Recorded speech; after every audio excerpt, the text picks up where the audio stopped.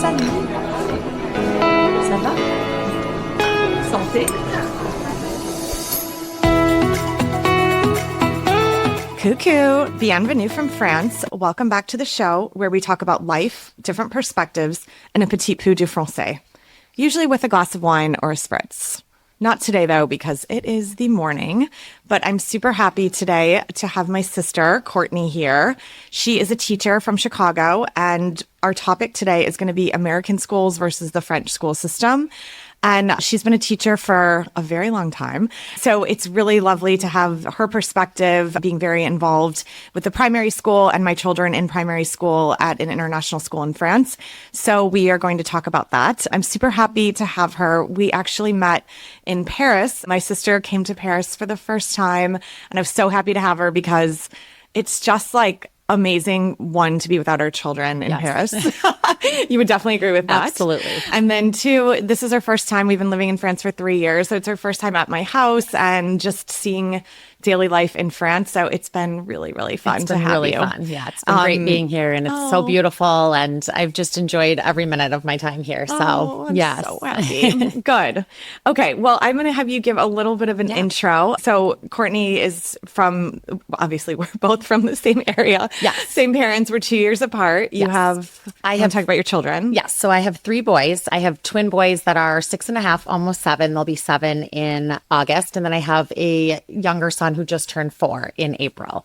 So we're very busy, lots of running around, lots of sports, different activities, but it's fun. They're really at fun ages and I'm really enjoying it. Right. I currently teach 20 minutes about outside of the city of Chicago in a suburb called Wilmette. And I have this year about 20, like this past year, we just ended about a week and a half ago, 22 kids in my class, which I would say is pretty typical for class sizes. And you teach first grade. And I teach first grade, yes. In a public school. In a public school. That's correct. Yes. Got it. And what other grades have you taught throughout your career? I've taught 2nd grade and 4th grade. And I did 2 years also in 3rd grade in a multi-age classroom. So it was like K through 2, I believe it was. Oh. So that was a really cool experience. That was early in my career. But now I've been in 1st grade for, I believe this is my 8th year. Okay. So. And why do you like being a teacher?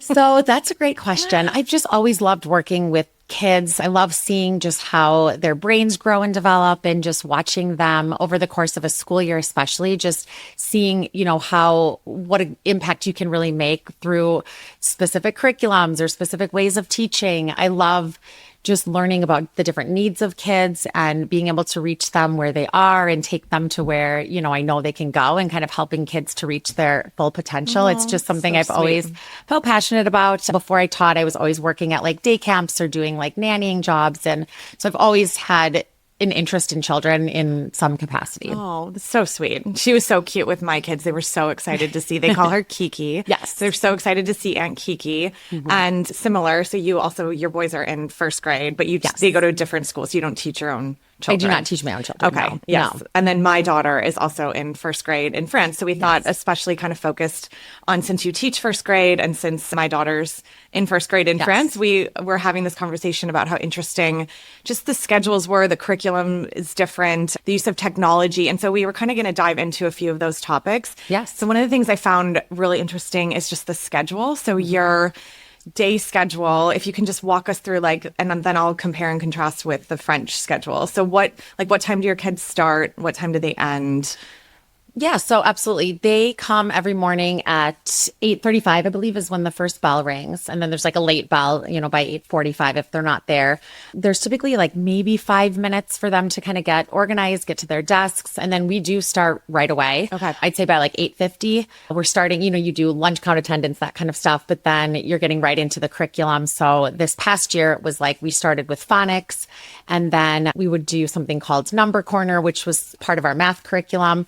And then they would have like a 10-minute kind of break where we would do like snack with read aloud or something like that. And then we'd get into reading workshop followed by writing workshop. And then they would go to PE.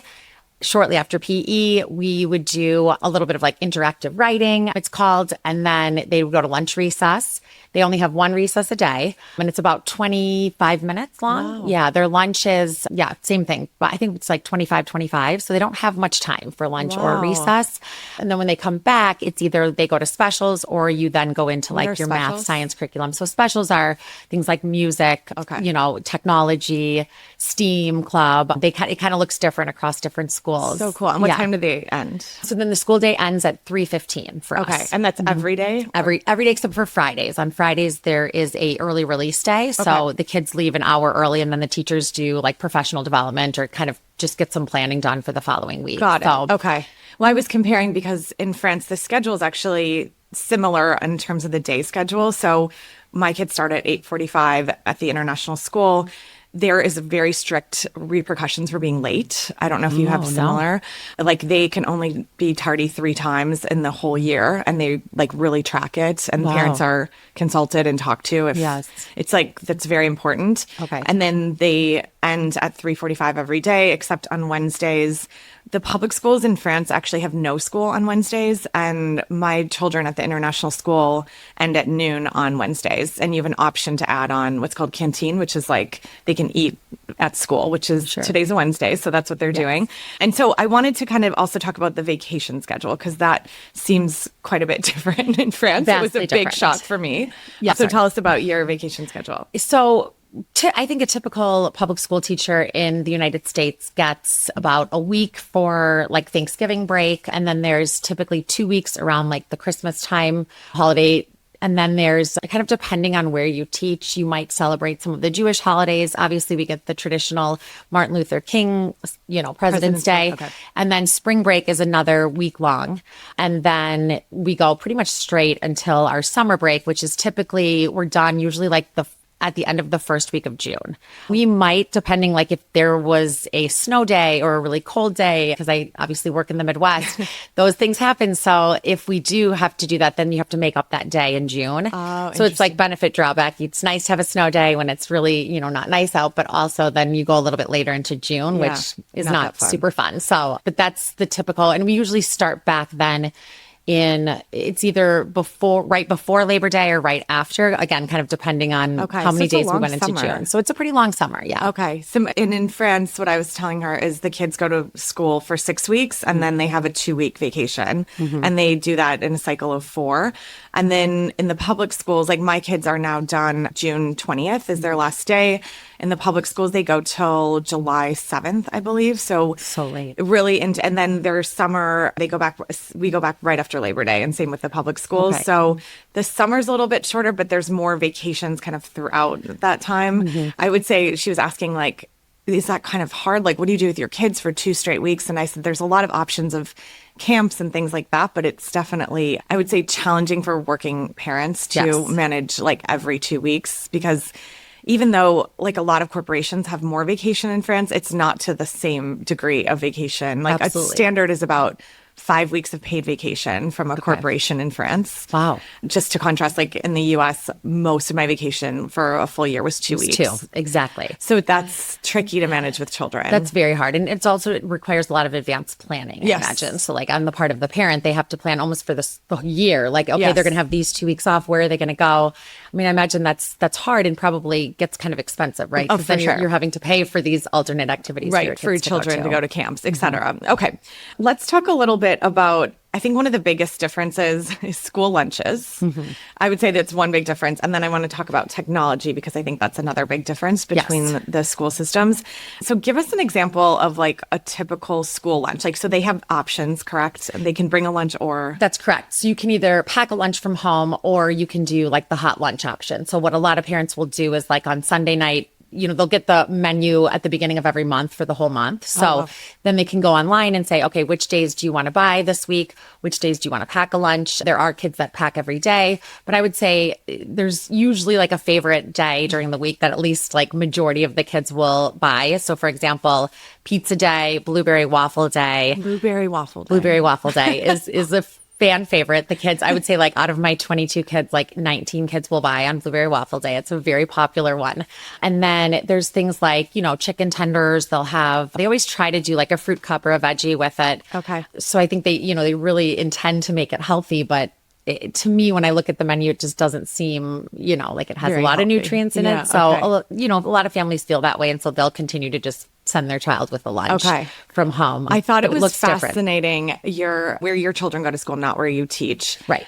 They don't have like a chef on site, right? That's so correct. what is the school option for kids? So what they do then for their lunch is they have this service. It's called like Marla's lunch, basically, where you have to then go online and then this Marla's will deliver from local restaurants. So unfortunately, the restaurant choices are oftentimes fast food places. So it's like a Culver's or a McDonald's or things like that. And so, I mean, on occasion, they might have, salad options or things like that, but most of the kids aren't buying on those I was days. shocked. Like they're basically like your kid's option if you're not going to pack their lunch is fast food. Is fast food, essentially. I Right. think that's like very different from France. Like, Right. so like I would say now my kids are somewhat rejecting the French menu because, well, first of all, it's a little bit different because there's 3 courses at every meal. So they start with like an entree, then they have a plat, like their main course, and then they have somewhat of a dessert option, or like they can pick, as my daughter mentioned yesterday, she picks like cheese with a baguette for dessert Yes.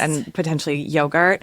But And they have an hour, right, to eat? Yes, they have an Okay. hour to eat. And they actually have like glass plates that they have to pick up and real forks and silverware and like sit down and eat a proper meal. And this Yes. started at 4 years old. Like my daughter was expected to pick up Yeah. her plate at 4 years old that's glass and sit down and like learn how they have knives. So they cut, Wow. like, cause they have I would say most of the food options for the plat, like involve like a vegetable, a starch, and like some sort of protein option. So it's really balanced. It's very balanced. Like, so, like, for example, Friday, it's their least favorite day, but it's always like a fresh fish, quinoa, and vegetables. And I'm To pretty me, sure that sounds amazing, right? But our children are like, no thanks. yeah, I think that's what's sort of happening. That Yeah. they're like, at first it was sort of like a very novel thing, and Right. now they're wanting the chicken nuggets and fries that they Right. wish they could get. Right. So Oh, I that's think very it's, different. it's challenging and good. I mean, I'm glad they're getting healthy So food healthy, options, and they're yes. teaching kids, I would say, how to like eat properly. Are they able to buy milk? I'm just curious. Like that's a big thing in the United States. Like you can buy a milk to have with your lunch. It's like an extra, I don't know how, 45 cents or something, but no. It's very rare for a child to drink milk with lunch. Oh, okay. Interesting. I've actually never seen that. Wow. It's never on a menu. So like a lot of our kids will just get a cup and they've got big, water filtration things and they'll just fill those up. But there's a lot of kids that buy like a milk carton too. That's so cute. Like when we did, when we were Like when we did. Exactly. No, that's so interesting. There's no milk options. Like they're not on restaurant menus. Yeah. It It's would not be really a really thing here. strange for a child to be drinking milk with a meal. Wow, I think the that's French would say that it doesn't go with the meal. It's probably true. Right. Like now that I'm thinking about it. And then what about recess? Oh, You yeah. know? Let's talk about recess. So, my daughter has 3 recesses a day, but they're only like 15 minutes each. Okay. Are they spread out throughout the day? Yes, to break Okay. up the day. And then my son, who's 9, so he's in 3rd grade, has 2 recesses a day. Okay. And then they do sport. They call it sport, which is like gym, only twice a week. Okay. And then on alternating days. And then they also have the option of like, you can pay for tennis lessons, for example, instead if they don't want to do During that time. gym during that Oh, time. that's really- Yes. And then now that the weather's nice, there is a pool because it's very hot. Right. And so instead of one of the recesses, they swim once a week. They can choose that, or they They have can to swim? choose, but they're highly encouraged to swim. And they Yes. have lifeguards and Sure. But I thought that was really interesting because I don't know Wow. any pools like in the United States, even in Aside warm from weather. high school, climates. but definitely not outdoor pools no either. outdoor pools. And it's not an option through. I mean, in high school, I think yes, it's an option through the school day, right? Because they Yeah. have swimming as part of the gym curriculum. But I just find that so interesting because I think that's so great in so many ways because we see it all the time. I mean, our students are just getting so squirrely, especially the younger ones. I think they need to get outside at More least often. twice a day. I Yeah. mean, this one recess a day, yes, it's in the middle of the day. They try to, strategically place it, but an hour later, they need so we Another do like a break. lot of what's called brain breaks throughout the day. So we'll put on specific, there's a lot of like websites that are kind of tailored to brain breaks in the classroom. So it's that's kind cool. of nice. We'll do like a Danny Go or a Go Noodle brain break, they're called.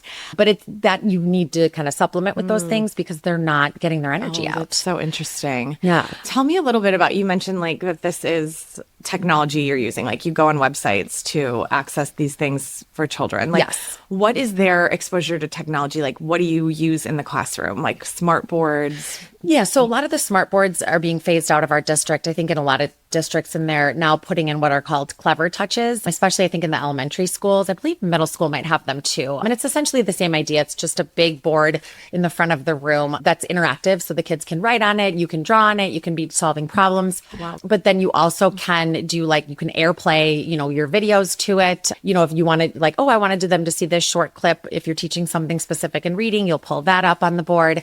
And then, if you have any slides for any specific subjects, like maybe you're teaching a specific comprehension strategy in reading, you can then pull up the slides and kind of go through those as you're teaching. So it's kind of more of like a visual for the kids. We put anchor charts on there. What is that? So an anchor chart is essentially let's say, how to make meaning when you're reading kind of thing. And so then we kind of keep coming back to that anchor chart. Remember, these are some ways that you can make that's meaning, nice. as you're reading or, check for understanding. So they're kind of charts of things that you're talking about or touching on throughout the year. Okay. Usually we'll make them just like paper pencil on chart paper, not paper pencil, but we'll use chart paper to do it. But it's kind of nice to have them just up right in the front, really big for the kids to see, and then they can all access it in the room. So we use technology in that way. The kids also have individual iPads that belong to them. Individual iPads? Yes. So it's one-to-one student to iPad. And it's kind of nice because for a while we were sending them home every night, but parents were giving us feedback, especially at the early ages, that we don't want them to have them at home at night because they're wanting to play games. They're wanting to do really, and we're not assigning homework at first grade on the iPads. There's no homework. There is homework, but not on the but iPads. not on the iPad. Okay. So we ended up now we keep them at school and the kids only use them for supplemental activities or for STEAM projects in technology. Are there bans? Can they go on any website, or how does this work? No, it's they really have there's this basically specific apps. So they Okay. only will allow you to download specific apps. So Okay, so they don't have free access to the there's not internet. free access to the internet. No. Okay. No. So they're very well, I would say, kind of monitored. And we at the early elementary stages try not to use them very much at all, really, because, we're just obviously seeing so many drawbacks to Yeah, it. interesting. They use them a lot more I think they have Chromebooks as they get older so the kids can type. So for writing, they do most of their writing on the Chromebooks. Really? As opposed to handwriting. And do they do their homework on the iPad when in the older grades?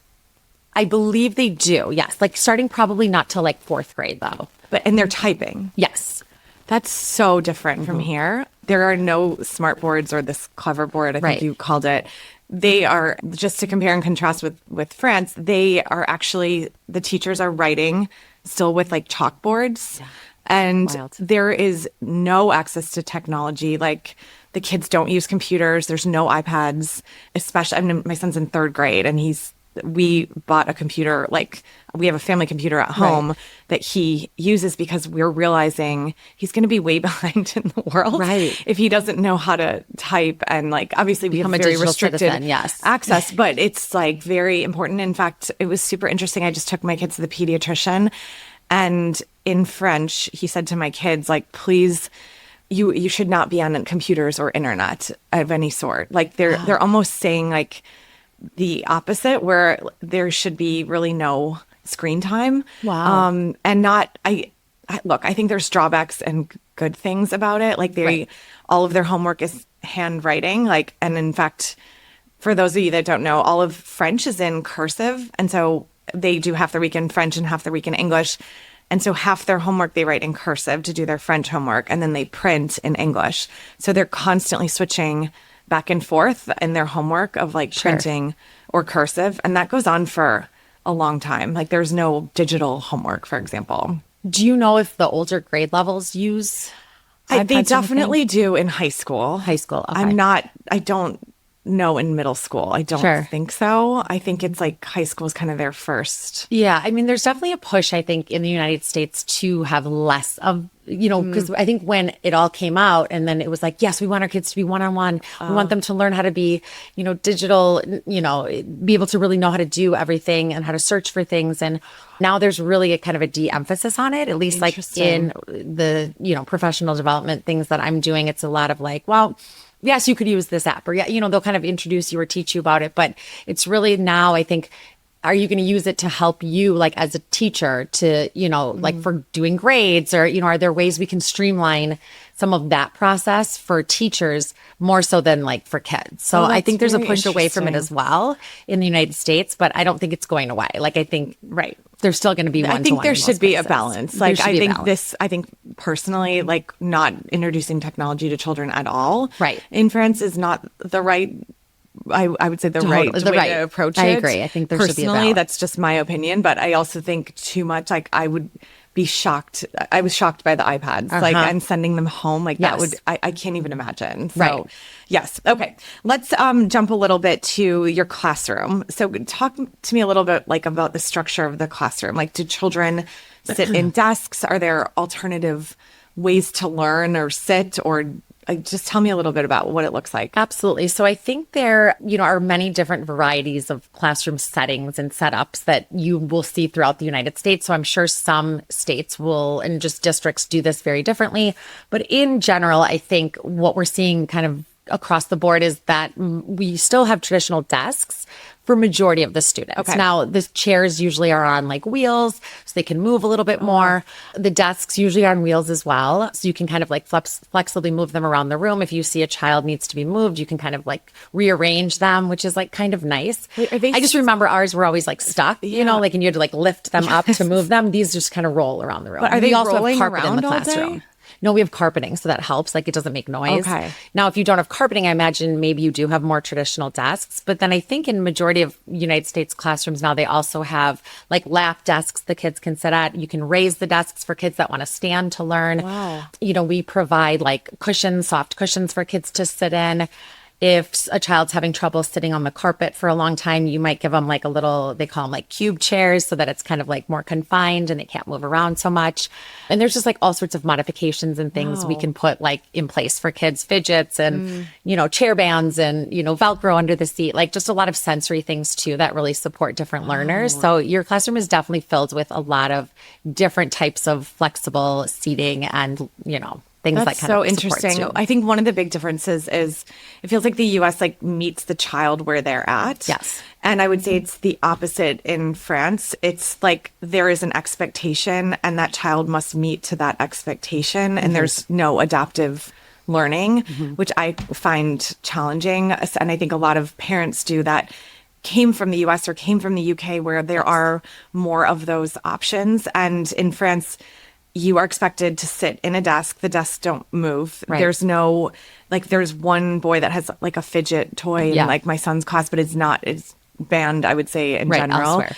And I think that's also there. I would personally, maybe because I'm American, would prefer the American way, because I think a challenge like for my son, 9-year-old boy, like sitting in a desk. All day and like no other options to sort of move around. Right. I think one of the other interesting things you mentioned is like there's carpet time, like they sit on the floor. Is that right? Yes. Is that only in first grade? No, so my particular school is K through 4. So, and I've taught 4th grade for many, many years, and it's the same thing in all the grades. Is that typically what happens is, so like at the start of a lesson, you're going to bring them all together on the carpet. The teacher's usually sitting right in front. Okay. And we have like square carpets. So each child gets like a specific square. Sometimes teachers will assign them. Sometimes they let them just pick their square, kind of depending on the class and what they can handle. I usually assign them just so it's easy. And then for specific subjects, they might have like a reading partner or a writing partner. So then when they come to the carpet at the beginning of the lesson, they're sitting, like we call them hip to hip, with their reading partner or their writing partner. And that's usually 10, 15 minutes. And then they go back to their desks or their spot in the room to do more of like the independent work. So it's kind of just for that direct teaching part at the beginning of a lesson, that they're kind of all with you, scattered around. And then or not scattered, but, kind of right in front of Yeah. you. And then they go back for independent work time. And then usually at the end of a lesson, there might be like a share portion. So they're either doing that from their desks then, or we might have them come back to the carpet. So there's a lot of like moving. Wow. And we find that it's actually really helpful for kids because then they're not sitting in one place for so long. It's like a that's built-in interesting. movement break kind of. I was going to ask you what the logic was, because there was no, even like my daughter started when she was 4, so that would have been like K4. Right. They never sat on the floor. Like the French would find that very bizarre Yeah. for children to be sitting on a floor. Well, and I find it interesting. I don't know how the teachers do it. Maybe it's just very traditional where they are like sitting at their desks teaching or standing in the front of the room That's teaching. what they're doing. Okay. Because like for me, like at the beginning of a lessons when you're using like your chart paper or you're like going through your slides Yeah. and you want them right there with you, I find it like more distracting if the kids are at their desks. There's like things to, not necessarily, I mean, I guess if you don't have pencil cases, there's maybe nothing to play with, but I find they're just more focused when they're like right with you in front of you. Interesting. Yeah, They're like, maybe that's more so for the younger students, but I think even 4th grade really benefited from that movement. And- yeah, that's very, very different. Okay, let's talk a little bit about behavior and discipline, because I think this is another big topic that's quite different between the two countries. Definitely. So tell me a little bit about like if you have behavior challenges in the class, like if a child is acting out or they're doing something inappropriate, what sort of tools do you use to manage that child? So it's very interesting because there's so many schools of thought on this. And in my career, I've now been teaching, I think 20 years. I've seen it kind of go in so many different ways. I've seen it be considered more punitive, where it's like, nope, 3 strikes, you're out kind of thing. And then they go to the principal's office. I've also seen it kind of do like taken like the other extreme where it's like, there's no consequences for the behavior. It's like, we're just using positive reinforcement as much as possible. And then really trying to just like, almost like praise all of the other positive behaviors in hopes that that one student or those couple of other students will be like reinforced to then behave appropriately because they see all their peers doing it. Oh, interesting. And then I've seen like a balance, you know? Okay. So I think right now where my school is at, it's actually one area that we're really focusing on this year because we feel there's such a clear system for academic needs and you know what to do if a student struggles in reading or in math. It's not so clear with behaviors. And I think part of the reason is because behaviors can look very different, right? It could be somebody that's just passively off task. It could be somebody that's throwing chairs across your room. I mean, hopefully not, but I've had students that, you know, unfortunately do those kinds of things. And so I think now we're really looking at like, how can we make this like a data bucket almost, you know, and figure out like, well, what are things that are maybe leading to these kinds of behaviors? How can we, you know, interact kind of in the moment, figure out a system that's going to work, whether it's like a behavior plan or a sticker chart or, you know, something that's more individualized, but then also like getting more support on the school level. So when does the social worker step in? When does the school psychologist step in? And when is this like an administration kind of thing? And so there's still so many holes. I feel like that they're really trying to kind of standardize it now, which is, it's hard. It's really hard. I bet. I mean, it's a lot of very, moving parts. yeah, it's very different in France. I was sharing the story, and I think I shared this on a podcast episode before, but the only, I would say, behavioral tool that teachers use is punitive. Yeah. So it's yelling. It's if a child is misbehaving, like, so for example, I was sharing my son's in 3rd grade, my daughter's in 1st, and I picked them up from school and they said, oh, so-and-so, like a kid was in my class today. He was a 3rd grader that was sitting in 1st grade. And it was because he was pushed down 2 grades because they told him he was acting like a 1st grader. And so he first moved down to 2nd, and then he was still acting inappropriate, and they moved him down to 1st grade as a way to say, like, look, you're acting like a 6 or 7-year-old and you're 9. And then he's forced to sit in that classroom For the entire day? For the rest of the day. Yeah. And it's just so, Do you know if it's effective? who knows? I would guess that they don't, there's like, for example, there's no school psychologist. Right. There's not, I don't The know resources about, probably aren't there to support other types of interventions. correct. Yeah. And I don't think it's a huge focus in France. I think it's like, these are the the rules. expectations. These Everybody are, follows correct. them. These Yeah. are the expectations. And if you don't follow them, there are consequences. And Right. these consequences are yelling, going to the principal's office, being Right. sent down grades. And that's just sort of the norm. approach and the norm. I think a teacher would find it very challenging, and you can speak to this, to have like to do these like workarounds, if you will, like the positive reinforcement to hope that then this child, because you were sharing with me that like they're even moving away from consequences. Like you can't say, for example, take away a recess, for Yes. example. And like sometimes as teachers, we really struggle with this because for some kids, I guess I feel, and this is a personal opinion, that some kids really do benefit from like those clear cut, you know, specific examples of like, you know, guess what? Like, but you know, you lost, you didn't do the writing during that time or whatever it was, or you being silly, you know, we now have to do it during a more preferred time, but we're really kind of pushed away from doing that, which it's really kind of fascinating to me. And it's also frustrating in a lot of ways because it's like, well then, but if we know that's what works for that child, you know, but I think we're all trying to like help these kids to become more productive, you know, obviously like citizens of the world. So it's like, yeah, that might work to get them motivated now, but like what's going to help them in the long run, right? So like when they're no longer scared of their teachers and they're on their own or whatever it is, you know.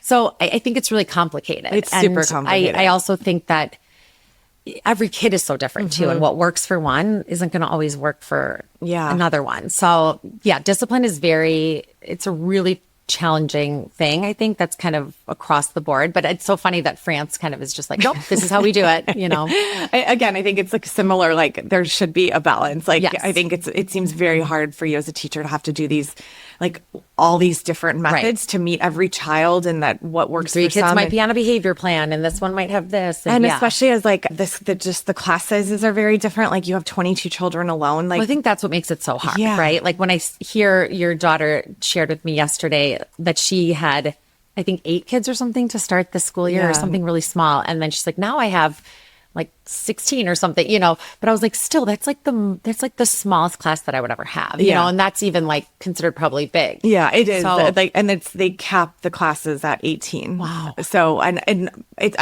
that part I do like. I do think a teacher is able to give more attention if they have fewer students. You can probably attest to that. And an additional teacher. Yes, they do have a rotating like aide that helps with the different classrooms, especially in the younger years. That stops in kindergarten in most schools. Wow, that's challenging. Very hard. Yes. Okay, 2 more topics I want to cover with you. This one I think is super interesting, parental involvement.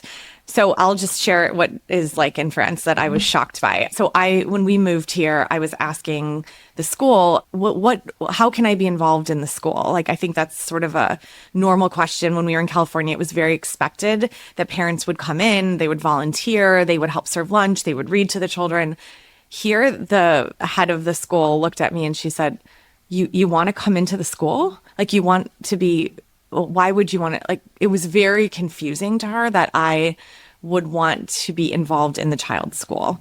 Okay. It's not very standard. It's not normal. I would say the French in general are not like asked to be involved, and nor do they necessarily want to be involved. Sure. It's like that's a separation point. I think the child goes to school, they're working, they don't need the two to necessarily cross. Mm-hmm.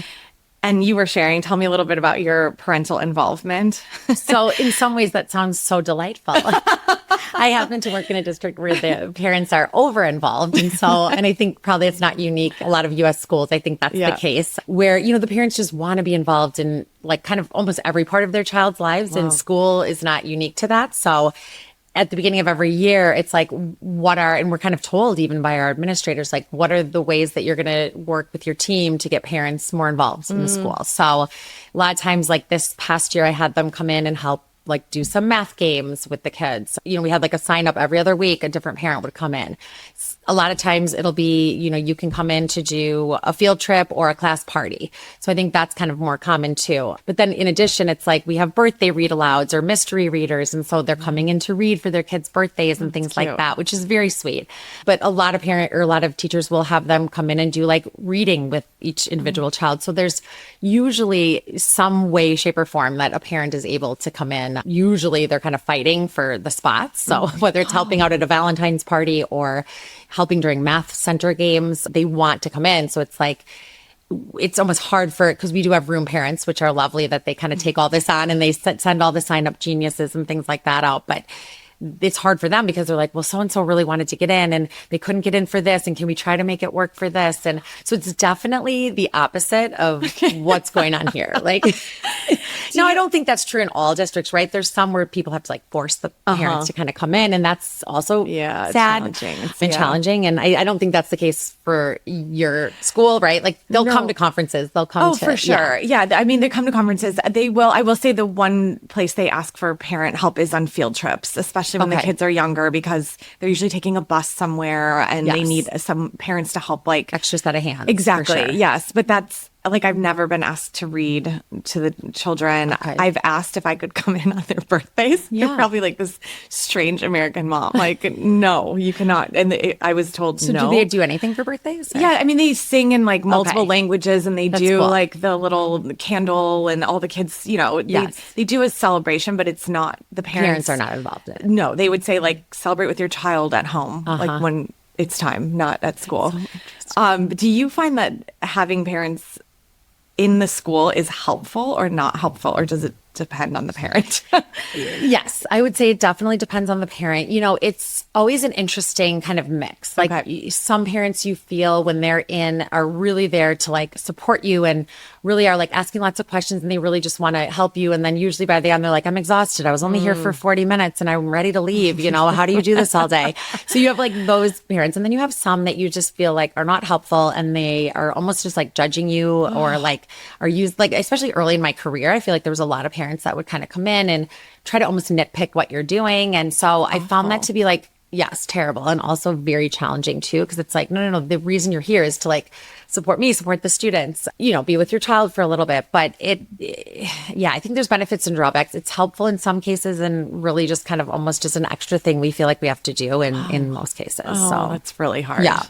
Okay. One last topic for you, Courtney. Okay. Communication. Yes. So what kind of like, how are you expected to communicate with the parents of your school? And like, are they emailing you a lot? Are they looking for updates? Like, tell me a little bit about what that looks like? Absolutely. So I think it really, again, kind of depends on the group of kids that you get every year. Okay. So there are certain years where I get weekly, multiple times, even a week, emails from certain parents, just wanting updates on things. One thing we have gone to in the past 3 years, which has helped a lot with those emails, is just sending a weekly newsletter. So we do like a s'more newsletter every week. Mean? S'more is just like a really user-friendly way to like write a quick newsletter about like curriculum updates. I usually put pictures on there. Some people use Seesaw, which is another app. Okay. You know, it's kind of like the one you Class were showing Dojo. me, like Class Dojo, exactly. Okay. So then you can send the parents pictures from the week, curriculum updates, any like upcoming reminders, like, oh, your child will need this for, you know, you kind of do that all in one place so that they get that every week. So they know what's going on in the classroom. And then also with the homework that's sent home, they know what to expect because you've already explained that the week before. Wow. So that has cut down on a lot of those like other emails. But that said, we still get, I would say, once a week, if not more. You know, you're going to have one parent that's, oh, you know, what are you doing for this? And I'm hiring an outside tutor. So like, how can you support the tutor? And can you just talk directly to the tutor, you know, to like kind of tell them what you're working on so they can support my son. So there's a lot of that comes in. Wow. Fortunately, it's not the whole class or that would be impossible. But most people kind of trust that you know what you're doing and, you know, you've got it. But the communication is pretty intense. And at the beginning of the year, we have what's called a curriculum night. So parents are invited to come in and we talk about pretty much how we're going to be communicating throughout the year. We explain the entire curriculum, the units they're going to cover, all of that, ways they can get involved. We explain that, the kind of like class handbook, send that home. So I think usually after that point, it kind of settles down a little bit. Parents are like, okay, we got most of the information we need for the year. We're pretty good, but it's a lot. Yeah. I mean, that's just shocking. I'll just compare it to France. We get very little communication. There's no weekly newsletter. Okay. We get an email with the 6-week box I was sharing. Okay. We'll get an email of the two curriculums because they have a French curriculum and English curriculum. And that it's just sent in an email of like, this is what your child's working on for the next 6 weeks. 6 weeks. And then there's really like, I would say there's no real structure of communication. We use an app called Class Dojo that you saw that you know, and they'll just once in a while post some pictures, depending on especially if they did a fun activity. Or project. A fun activity or like a field trip. But there's not, I wouldn't say there's like weekly, this is what went on this week. Okay. We rarely, like, unless your child has like a severe behavioral issue, they're not necessarily saying like they're doing this in the classroom.